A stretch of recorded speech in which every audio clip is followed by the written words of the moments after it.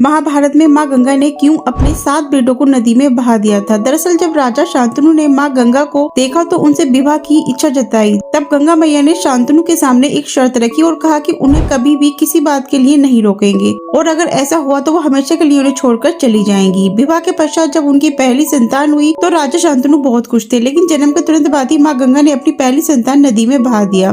क्योंकि राजा शर्त से बंधे थे सो वे कुछ नहीं पूछ सके। इस तरह एक एक करके अपने सभी पुत्रों को जन्म देते ही माँ गंगा नदी में बहा देती और राजा कुछ नहीं कर पाते। लेकिन जब उनका 8वां पुत्र हुआ तो माँ गंगा ने जैसे ही उसे बहाने वाली थी फिर राजा का सब्र का बांध टूट गया और उन्होंने पूछा कि देवी आप ऐसा क्यों कर रही हैं। तब माँ गंगा इसके पीछे का कारण बताती है कि ये सभी पुत्र पशु थे जिन्हें ऋषि वशिष्ठ ने श्राप दिया था, जिन्हें मैं जन्म के साथ ही मृत्यु दिला रही हूँ। लेकिन अब ये 8वां बच्चा आपकी वजह से दुख भोगेगा और यही बच्चा बड़ा होकर भीष्म पितामह कहलाए, जिन्हें कभी भी सुख नहीं मिला और अंत में कठिन मृत्यु मिली।